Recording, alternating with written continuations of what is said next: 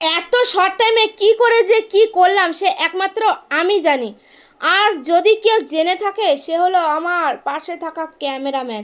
সময় ছিল আমার হাতে 1 ঘন্টা, কিন্তু সময় বেশি। তার ভিতরে দেওয়ার মানে রঞ্জন যাবে শ্যামনগরে, ওখানে 2 দিন ক্লাস আছে, মানে ওর ওখানে রান্না করে খাবে।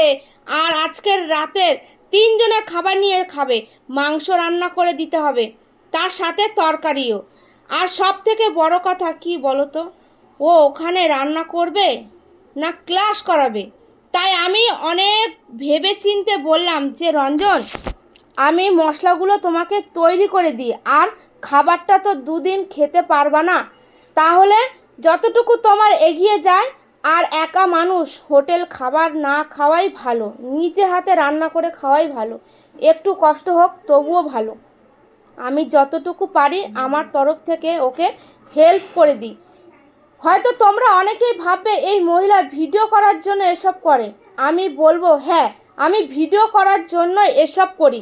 তোমরা আমার ভিডিও দেখে কিছু একটা শিখতে পারছো, যে একজন বাড়ির বড় বউ হিসাবে কি কি করতে হয়, কতটুকু সহ্য করতে হয় একজন বাড়ির গৃহবধূকে।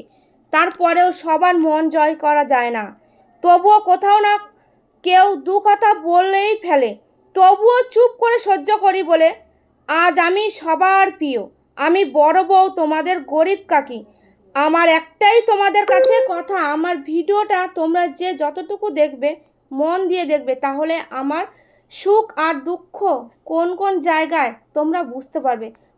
ভালো থেকো সবাই। আর এদিকে কিন্তু এই যে দেওরের খাবার সব কিছু বেড়ে দিচ্ছি, রেডি করে দিতে হবে।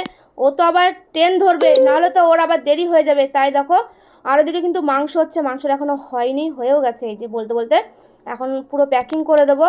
আর ওদিকে ও আমাকে তাড়া দিচ্ছে, আমি বলছি দাঁড়াও, হচ্ছে একটু তাড়াহুড়ো করলে হবে বলো? মাংসটা একটু মানে ধীরে সুস্থে হয়, তো তাড়াহুড়ো করলে ভালো হয় না। তাই দেখো কোনো রকম যেভাবে পেরেছি সেভাবে দিয়েছি। এই যে 3-4 থাকে টিফিন বক্স। আর ওদিকে কিন্তু এদিকে আবার এই যে ব্যাগের ভিতরে সব ভরলাম, আর এদিকে মশলাপাতি সব কিছু ভরা হয়ে গেছে, ওগুলো এখন দিয়ে দেবো। আর জলটা দিতে হলো না, জল ওর রুমেই আছে, ওটা লাগবে না।